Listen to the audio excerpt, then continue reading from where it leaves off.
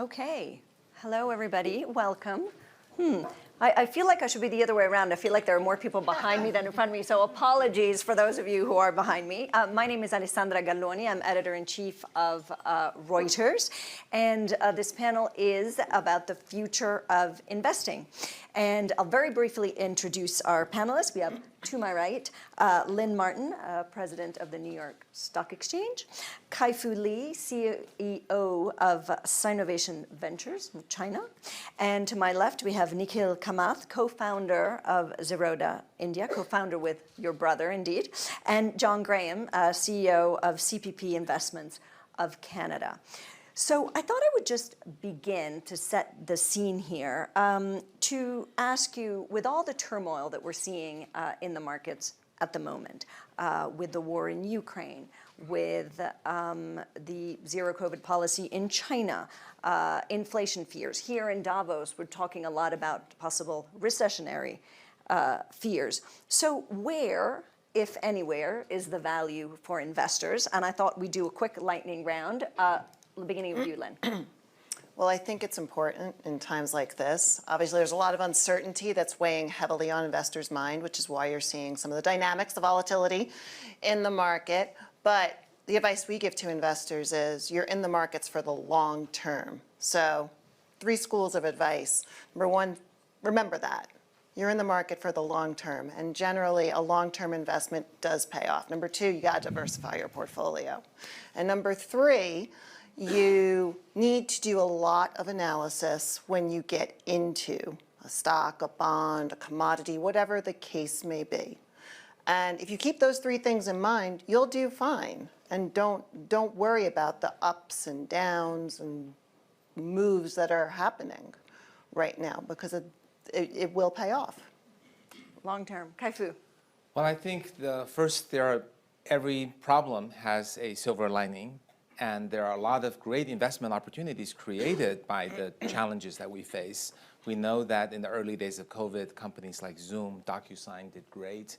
In China, that led to social distancing, led to the adoption of more robotic services, and also, I think, greater focus on healthcare and healthcare investments people care more about. We're so much better in vaccines. So I think if you look at the problem that we face and ask what kind of things might that problem lead to a good investment, right? Another one is the digitization, right? The remote work that's changed the way we work. It could and probably should lead to a much more efficient and higher productivity, and companies that build tools for that have become beneficiaries. And as problematic and challenging and disastrous as the war situation, this morning Microsoft talked about how they use advanced technologies to really take a lot of the servers that were potentially in danger in Ukraine and distribute them and put them in safe ways. So cloud technologies are getting advanced in light of the problem. So look for the silver lining. Okay, so 2 optimists to my right here. To every problem, there's a solution. John. Well, if you ask what our view on the next 12, 18 months, I think we'd say it's much of the same. Anticipate inflation to stay high, rising rates, geopolitical risk to stay high. But I do agree, I think for us, as we think about it, it's about building a resilient portfolio. It's about building a portfolio that you believe can manage through the economic cycle. And at the heart of that resilient portfolio is diversification. It's building a diversified portfolio across asset classes, both public and private, and across geographies. We look at geographies right now, and there doesn't seem to be a safe harbor. See a lot of risks in a lot of geographies. India is probably one of the few bright spots globally where we see some really interesting opportunities. And right now, internally, so we probably see more value in the public markets than the private markets. In that the public markets have taken some of the pain. There might be more to come. But there's probably more value in the public. Nikhil, I mean, you have a particularly interesting vantage point for this question because, for those of you who don't know, Nikhil, with his brother, created what is now the largest trading platform by volume in India. And you have turned the pandemic into an opportunity. You started before the pandemic, clearly, but the boom, this sort of Robin Hood-like, craze in India really was on your platform. So where do you see the value? Yeah, to be fair, the Robinhood craze is over in Robinhood too. I mean, the stock has corrected 80%. I'm more pessimistic than them. I think you don't have to be invested all the time in the market. For a large fund, maybe you need to maintain some kind of exposure.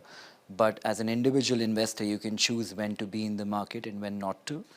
So speaking not just for India, but geographies across the world, I think with the geopolitical issue, with inflation at hand, with a generic slowdown across the world in most pockets, it might not be the worst idea to not put on risk right now and kind of stay away for a bit. I don't think there is anything wrong in giving markets that time to play out. I think for as an institutional investor, though, cash is tough right now with inflation running where it is. Anybody want to jump in on that? Tech. I want to talk about tech. I did want to go to you first, Kai-Fu, because obviously there's a lot of attention on tech. Those of you who followed, today Snap is down 30%. And a lot of attention on the sort of China tech decoupling. Western tech companies are leaving China. There is a question over how much Chinese companies will be able to stay listed in the US. What is the ecosystem? What would you say to tech investors wanting to invest in China, but also in the US? And yes, you can preface it by saying that not all tech is created equal, and there's tech and deep tech. Go for it. Okay, sure. There have been a lot of regulations on internet tech companies in China, but that's really similar to what US and EU have done. As these companies become powerful, they have a lot of data. There is a need to protect the consumer rights and privacy, as well as a need to have an ecosystem where other startups can basically grow up. So I wouldn't really look at that as a negative. I think it's actually a maturation of the Chinese ecosystem. But having said that, a regulated environment would put a ceiling on how fast these companies can grow. It's good for the environment, but these companies may not be as attractive as their stocks have reflected. But I think we're actually at a confluence where multiple technologies are blossoming, each of which is as powerful as internet and electricity. So we're looking at artificial intelligence, robotics and automation. We're looking at synthetic biology, drug discovery, robotic surgery, advanced medical devices, semiconductors, quantum, new energy, new materials. All of these areas, we're at the cusp of really changing the future of humanity. This is not just one technology for one company or one industry. These will become intertwined to do things that couldn't be done before. So we're very, very focused and big on these, what we call deep tech, because we're very few times in the history of human race do we have so many different technologies that are coming together, maturing, being combined together. As an example, we're combining robotics that can generate high volume data for the use of protein-to-protein interaction, and that's supervised by roboticists and biologists and bioinformatics and AI people who are building algorithms that building drugs connected to pharmaceuticals for large molecule drugs that can treat previously untreatable devices. So here is a combination of maturation of technologies, and I think that will dramatically lower the costs of drugs in the future, speed up the delivery. So we're very excited, and we feel this is really the fourth industrial revolution, and it's not just 5, 6 technologies independently growing, but they're coming together to change the world. So that's where we've decided to really bet 100% of our time and investment. It's the only area that we will be investing in the future. What about Chinese companies in the U.S.? A lot of talk about delisting, but clearly a lot of appetite for listing. And so, what's your view, and then yours, Lynn? Yeah, we're in early stage investment, so I'm going to talk more about what would a Chinese tech company think about when they list. I think U.S. has always been a great option. It has the largest liquidity, most expertise. But I think in light of the U.S.-China potential challenges, very rapidly China has built up alternatives. Hong Kong, I think, is a very good alternative. It doesn't have as high a volume, but a lot of tech companies got reasonable attention and are beginning to list. The pipeline is very long. There are actually several domestic markets, but just speaking about my passion, deep tech, there are actually 2 Chinese stock markets created explicitly for deep tech. One is the Star Exchange, and the other is the Beijing Stock Exchange. And that the reason for creating these 2 stock markets is that I think the Chinese government is aware that other stock markets have had profitability requirements, which U.S. markets have not had. And yet, if China wanted to attract deep tech companies to remain domestically listed, that must be waived, but it doesn't want to waive it for all companies because China is very consumer-oriented investment basis. So the solution found was let's create 2 stock exchanges. They have to be deep tech, meaning that they have to have proof of their novelty, patents, good technologists, and all that. And once they prove that, you no longer have to be profitable. So I think the great news for the Chinese entrepreneurs, now we've got at least 4 options for tech IPOs. The US options, well, two in the US, and then Hong Kong, and then Star, and then Beijing, so 5 options. Lynn, of course, you would like to see a vibrant, thriving market for Chinese companies. I mean, what can be done? What are you doing about ensuring that?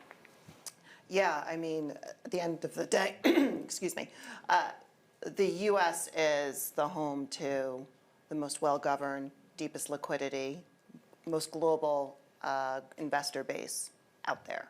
So we want to continue to have that position in the market, and we don't take that for granted. I am hopeful that the regulators can find a path forward to continue to allow Chinese companies to list in the U.S. I mean, there's the Holding Foreign Companies Accountable Act, and there's been some timeframes that have been proposed. And I'm hopeful that cooler heads do prevail and that, we don't lose sight of the ultimate goal, which is continue to allow the most global companies to get access to the broadest investor base. From an investor's standpoint, though, U.S. investors do not like uncertainty. I think that has been proven time and time again with multiple bouts of volatility / financial crises, whatever the case may be. The U.S. investor rewards transparency and certainty, particularly certainty of regulatory framework. So I think the investors that invest on the U.S. markets are also yearning for that from the Chinese companies as well. Did you want to follow up? I would love to see the 2 governments find a resolution so this path will remain open. I think it's been a very positive thing for Chinese tech companies to have had the 2 stock exchanges in New York, and it seems like it's in the interest of both countries and their respective companies, investment banks and the like in the US, and then the Chinese VCs and entrepreneurs. I wanted to switch to ESG. Sustainable investing has reached a record just over the past year, more than 35 trillion in the 5 top markets.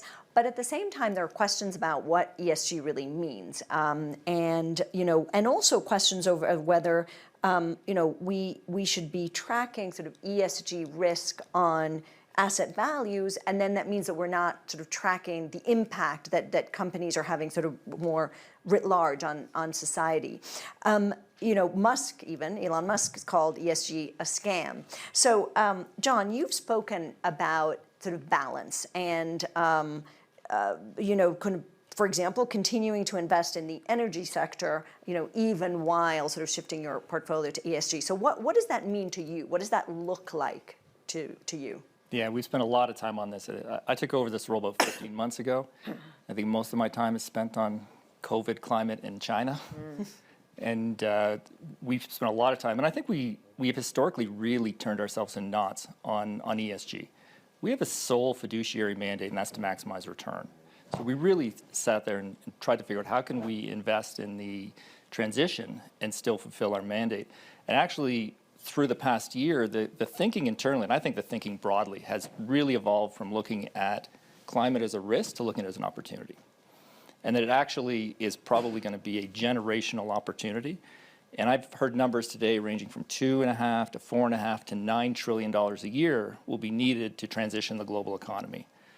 And this is not just about transitioning from fossil fuels to renewables, it's about transitioning the entire global economy, even in hard-to-abate sectors. So I think that was a really important transition for us mentally to go from thinking of it as a risk to an opportunity. And that got us very comfortable with making a net zero commitment earlier this year. And part of that net zero commitment is, and we've talked about this, to invest in the entire economy transition. It's not going to be linear. It's not just about renewables. It's about cement, it's about steel, it's about agriculture, it's about aviation, it's about hard-to-abate sectors. And we haven't made near-term commitments right now other than we want to double our portfolio in transition assets from about 65 billion to 120 billion over the next few years, and to take a very active, engaged approach. We will not divest, will not go down a path of blanket divestment. We'll continue to support energy companies in their transition with the view that natural gas is a transition fuel, and we'll invest in these hard-to-abate sectors. I think where we sit right now, and where we're spending a lot of time and working with other institutional investors and other market participants, is around measurement, and really trying to understand the measurement. And we recently released our results, and we saw a reasonable improvement in the carbon intensity of our portfolio. And the question I asked our team, is this real? Is this noise or is this real? Some of it was real because we had sold an asset, and some of it was just that in our portfolio, we only have measurement given to us on about 30% of the positions. The rest we proxy, we estimate. Every quarter it gets better. We get more data, we get more information, it gets more accurate. But right now, I think this is a really fertile ground, and what you measure you can manage, and really getting consensus and getting convergence on some measurements would be very valuable, I think, to the transition. I mean, as you have built this platform, how much has this been sort of the sustainable investing been a consideration, in India for all this huge, new basin of investors? Well, so India is not a very penetrated market. Out of the 1.4 billion people we have, about 2% have either direct or indirect exposure to equity markets. ESG is kind of like, coming onto the fore today, maybe over the last 5 or 10 years. But like Graham was saying, I think measurement is the problem. One really has to figure out which companies how ESG compliant. And I don't think there is a simple way or scale to kind of garner that information today. And that probably has to change. Okay. Sorry. Are you, we're talking about, are you guys ready for a listing? No, we're not. That would be interesting. We have a venue. It's great. It's the best one. Actually, I did want to ask, in China, how do you, where is China on the scale? You almost have two sort of, two different sides of the spectrum here that have just been illustrated. Sure, I think ESG needs to be a universal commitment, and I think China is very much committed to doing that. A lot of our companies are, and when we invest, we do extensive ESG work, and we also make sure that we have an ESG officer whose approval is needed for the investment to move forward. And we actually have a lot of investors who want ESG reports. So I think the system is working. The LPs are asking us to be compliant, to show them transparency, and to report potential issues. And we have turned down investments based on ESG. So I'm maybe a little less familiar with the Chinese stock market, but we have a number of companies that's gone public in Hong Kong. And I think Hong Kong follows a lot of the rating of companies. So I think investors are beginning to feel that they should only invest in companies that do a reasonable job in ESG. And the companies on which I serve as a board all have ESG committees, take it seriously, produce 100-page reports, and mark all the issues. So I think it's basically an issue that we universally care about. What percentage would you say have you turned down? We've turned down just one case out of maybe 40 approved last year. Yeah, I think one thing too that's important is I talked a lot about climate, and that's been a real area of focus. I think going forward over the next few years, something that we're starting to think about more and more and is getting a lot more attention is the S in ESG, and that's even behind the E part in measurement. I agree with that. It's a bit harder for a company to disclose that one. I mean, when you think about ESG, it's this big amorphous topic. Everyone talks about like it's its own thing. When you actually break it down, it's environmental, social, and governance, right? I think public companies have all figured out the G part in that they're going to disclose how many board members, average board tenure, what diverse population looks like of their board, things of that nature. So the governance is chairman, CEO, the same person. You know, that one feels like it's figured out. Environmental feels like it's getting figured out. Some of the proposals from the SEC around climate disclosure, I know are at the forefront of our issuers' minds, and I know that our large cap companies are increasingly disclosing scope 1, 2, 3 emissions. S, I think, is a tougher one to figure out as to how you actually disclose that metric appropriately. What about, I mean, there's been so much innovation in, broadly sort of energy market investing. Recently, and even we're seeing it here at Davos this year, so much of the concern is around food security and food supply and food security. Have we seen, what innovation have we seen? I know you said you're not a big investor in that sector, but it clearly is a very big concern. How much are we going to see innovation in these markets? What are you seeing?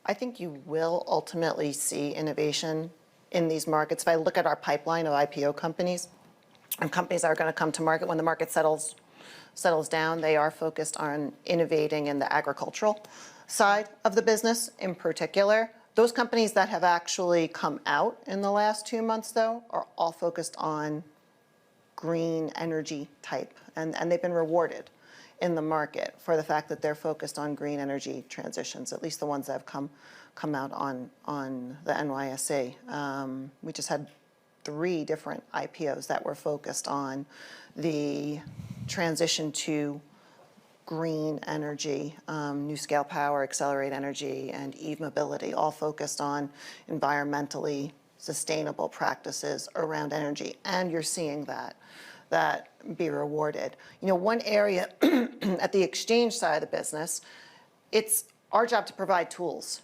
to our issuers and to the community to really add transparency, to your point, as to what those disclosures actually look like. What are the actual underlying numbers, so you can make a much more informed decision about what you put in your portfolio. We just recently launched something called the NYSE Sustainability Council, which takes chief sustainability officers from some of our largest listed companies and helps them either navigate the new disclosure frameworks and or gives feedback as to what best practices are in navigating that to the listed company market. But specifically agricultural? There's a lot of There's a lot innovation. of that. There's a lot of innovation in that area. And I think the silver lining on all of this, like you mentioned the silver lining on COVID being very focused on tech, the silver lining on issues like food scarcity coming to market is there will be a ton of innovation. There's a lot of entrepreneurial minds that will focus on sustainable practices, greenhouse type growing environments, ways to actually feed the next generation of people. So there will be innovation that comes out of this, even more than what we know about today. How about in all of this, how is there a concern now that currencies are being used as a weapon of war? And how does that play out in your worlds? Anyone want to take that? And the mighty dollar. Yeah, well, I can. I haven't thought about too much on how it plays out as a weapon of war. Say, as a global institutional investor that has exposure to many different currencies, I will say at heart of a lot of portfolio construction for institutional investors is that the U.S. dollar is the currency that will appreciate during crisis, that there'll be a flight to safety to the U.S. dollar. And I think we've seen that actually over the past few months. And I think the question is that going to continue? And I don't have an answer for that, but it's a very foundational belief within the institutional investor community of the correlation of the U.S. dollar to volatility in the market and whether that's going to continue. Did you want to add something, Nikhil, about that? Yeah, sure. I think the amount of money the Federal Reserve has printed, especially in the last 2 years, I think the absolute number is obnoxious, and the debt levels that they're getting to. It's bewildering in a way that the US dollar is strengthening, especially over the last month or two, under the circumstances. But I don't think you can take any of this as a certainty. I think there was a time in our history when the pound had the same dominance that the dollar has today. You go back 100 years, there was something else. So I would not say the chance of a serious threat to the dollar in the coming decades is 0%. I wouldn't be surprised if somebody contests it. Mm-hmm. I want to turn back to you, Kai-Fu. You're an expert in AI, and you've written books. You have a new book, in fact, out, and basically what our AI future looks like. Should, and if so, how governments regulate AI more? Yeah, so we have been fortunate that we started investing in AI over 10 years ago, and we were able to build a very strong portfolio, and now we are expecting approximately 10 IPOs of pure AI companies, of course connected to industries such as autonomous vehicle, chips, and manufacturing AI, medical AI, etc. So I think we're just about to see the blossoming of AI IPOs. I think that would be a great thing, and I hope that will generate some degree of more market confidence that when you have truly differentiated technologies, that there is a premium that could exist. Of course, private valuations are not low, so that remains to be determined. So we are continuing to invest in AI, and the types of AI companies have gone from very early stage, just find super smart AI people, and then figure out what to do next. That's in the very earlier stage. Then it's connecting AI to every industry possible, sequenced by who's got more data, because really that is the key thing. So financial companies, internet companies came first, then there were robotic companies and computer vision companies, natural language companies, then there are autonomous vehicle companies and fancier robots. So I think we're moving along that path, and still many industries are not covered, so opportunities are still abound. But something I'm really excited about is the confluence of AI and science, using AI to advance the state of doing research in biology, making it 10 times faster to use AI robotics for a wet lab, so that people and technicians are not needed, not for the purpose of saving the money, but for the purpose of accelerating things like drug discovery, reducing the cost, making it faster. So, and the list goes on, using AI for battery simulation, using AI for new material discovery, and the list goes on. So I think we have not begun to see or reap all the awards from AI. Now, we don't think AI itself is necessarily a platform. It has to be combined with an industry or a use case to create value. And I think there's still big opportunities out there, but it's not AI alone. Those days are over. So regarding the regulations question, I think there are a number of concerns that arise with AI that vary all the way from data security. AI could be used by large internet companies to manipulate people, form bubbles, have us become addicted to the streams of content that comes along, and also bias and explainability. So I'm fully aware of a lot of these issues. There's obviously a place for regulation. We do need regulation. And in fact, I think if you look at some of Chinese government's regulation on the internet AI companies, they've actually done a pretty thorough job on what things would be helpful, would be effective, actually. But I think that's not I don't mean to suggest regulation is the only solution. I think any new technology that introduces lots of problems, there can be a technology solution, can be basically civil society solution, private sector solution, and there will be regulations. So I think a lot of the problems I mentioned earlier, there are technological solutions. It's like when electricity was first introduced, it electrocuted people, but we didn't regulate it. We invented circuit breakers. And similarly, when internet connected to the internet, all the viruses came along. We didn't make that illegal. People figured out antivirus software. So there is a potential answer to each of these. For example, privacy might be addressed by, so there's a new sector of computing called privacy computing. Underneath are a bunch of new algorithms that hopefully will allow us to have our cake and eat it too.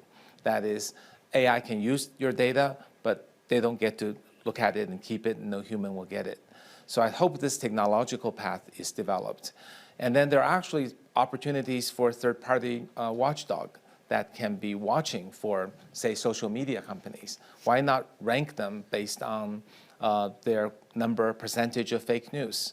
And if we track that, that will cause consumers to leave a social media company if they keep doing worse in that domain. And that might be added to ESG as a way to make investors stay away from companies that aren't responsible. So I think there are a lot of things that can be done. Regulation, I think, is absolutely needed, but I hope it's done in combination with these other things and it's thought of as a last resort. And also, I mean, I think China has actually gone further than other countries in this kind of regulation, but what about sort of AI-proof jobs, sort of labor regulation with AI? You've spoken a little bit about this as a sector you speak a little bit about. Right. The jobs market. Yeah, this is, I think, something that might also be a favorability for China, because in comparison of protecting job security versus advancing technology, I think China's answer is more likely to be, don't stop the technology moving forward. If it does make an impact on jobs, there should be new ways of whether it's a social welfare or some other technology or some other approach, or perhaps an accelerated training and placement that will place the people. Whereas I think other countries where labor unions are very strong and technology slow down, those countries that do less well because they'll adopt technology slower. If you were an investor, say in the Americas or in Europe or in Africa, and you're saying, I want to go into Asia, what is the difference between investing in tech, let's say, in India and vis-a-vis China? I think we're a lot less saturated than China are. I think they're ahead of the curve, and penetration, be it in many technology platforms, is probably a little ahead in China. So I think the opportunity is tremendous in India, because even when you look at how many people have a bank account, how many people might need a fintech company, that number is bound to go up significantly in the next decade.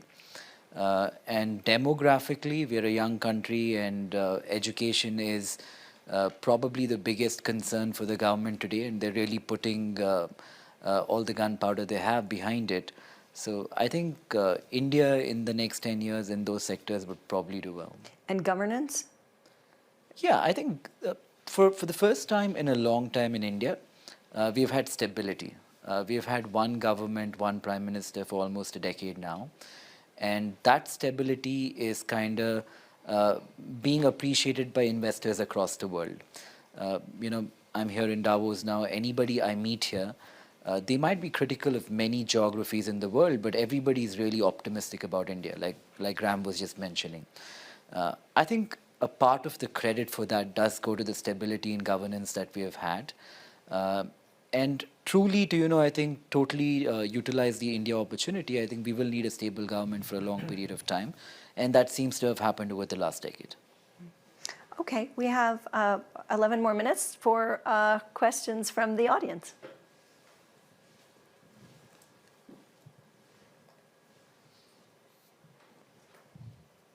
Nobody?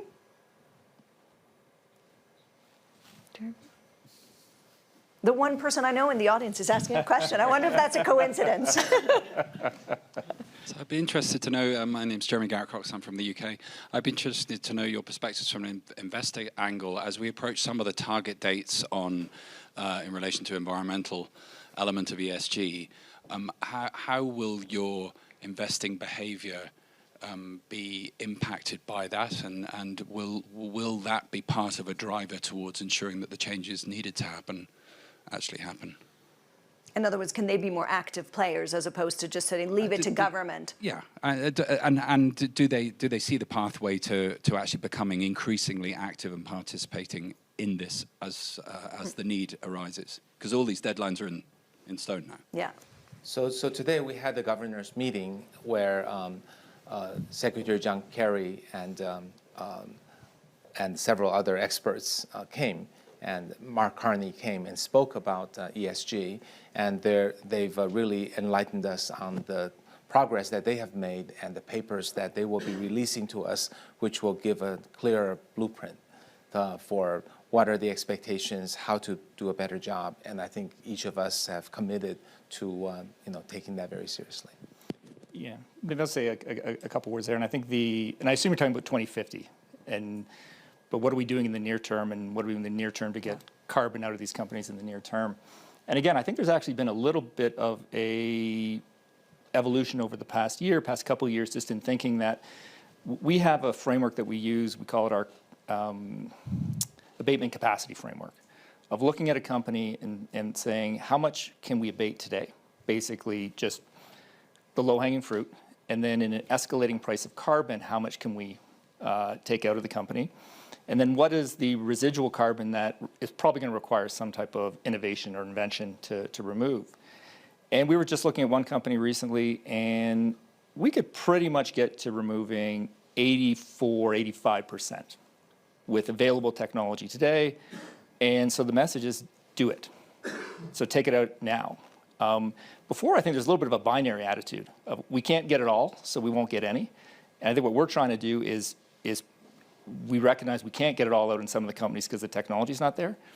But let's get out what we can now and be thoughtful about what's the low-hanging fruit. And then with an escalating price of carbon, let's just take out what's economical as quickly as we can. I mean, well, what's the quid pro quo? In other words, let's take it out. It's not always, as you say, what is the, I don't want to use the word weapon, but what is the threat, that you can bring to it? Well, I wouldn't say a threat. Well, no, I mean, that's why it's a heavy word. That's why I was seeking another word. But what is the, we are an engaged, moral suasion? We are an engaged, constructive partner. Of course. And I think we view that as companies transition, they'll be worth more. That the company will be more valuable. That a green dollar is worth more than a gray dollar. And the influence we have will depend on the ownership stake. If we are a controlling shareholder, we have an ability to, through the governance of the board, to have more direct influence. In our public portfolio, we use our proxy votes. And we have said we won't have a path of blanket divestment, but we do buy and sell. And we expect the companies that we invest in to have a viable transition path. If we don't think they do, then it's possible we will sell, or we will vote against the board of directors. Lynn?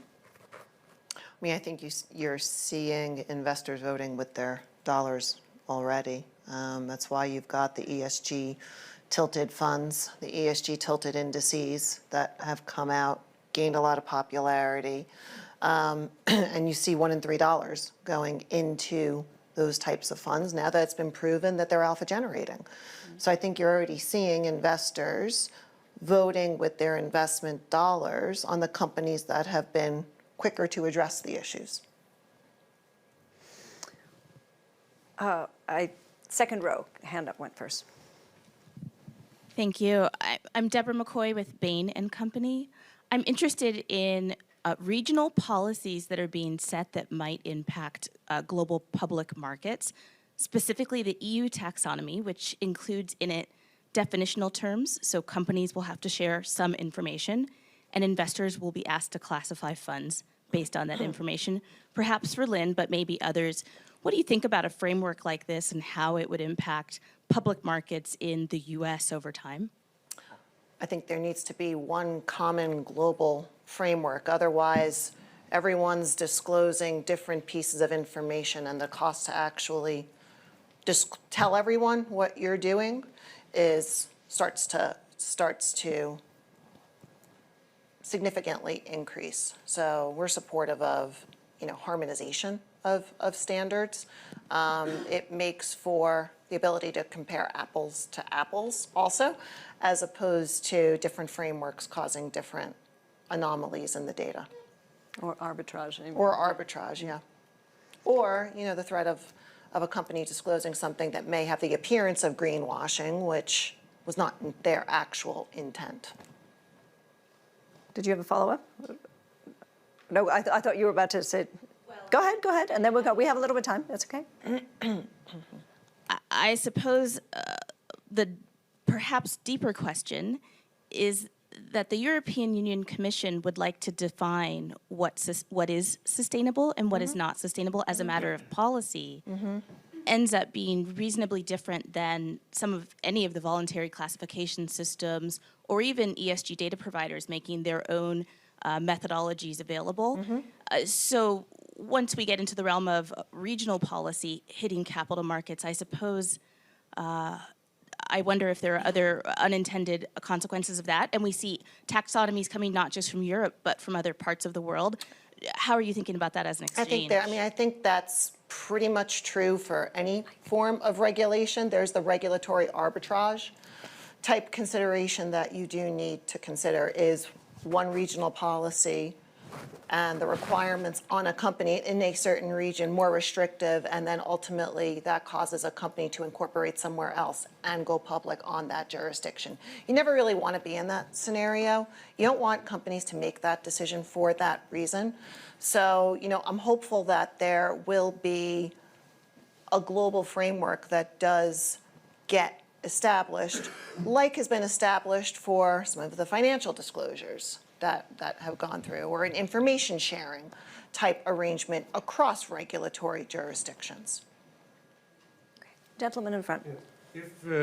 If for political reasons the U.S. government decided that all Chinese companies should be delisted and no Chinese companies should be listed on the American public markets, what would the bottom line impact be on Chinese companies' access to capital or capitalization, or American investors, or American investment banks, or who's the net loser in this?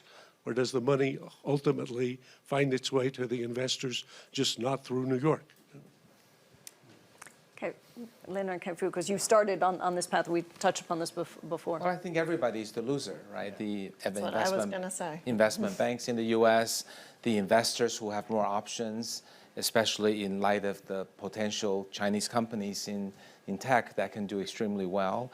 The Chinese tech companies want a choice because New York Stock Exchange is different from Hong Kong, from China. If we can optimally match, then we'll get a maximum return for the entrepreneurs and the VCs. So I sure hope we don't really get to that lose-lose scenario. I'd say the global economy is the big loser. Yeah. And that's pretty much everyone as part of the ecosystem. Please. And since we have 2 minutes, would you ask your question, then would you ask your question, and then we can divvy them up so we'll go faster. Sure, thank you. Hi, my name is Saif. I'm a global shaper from Montreal. Talking about investments and deep tech, particularly AI, my question to Mr. Lee and the panel is, we talked about medical applications, thinking specifically about climate, though. We're hearing a lot of rhetoric from VCs that the next unicorns are going to come from climate space. So wondering sort of if you can elucidate about specifically when it comes to deep tech and climate, what focus you're bringing to that area. And the gentleman here, quickly, so if you ask your question, so that then we can address them both at once. Hello, everyone. Also a shaper from Argentina. Again, to Mr. Lee.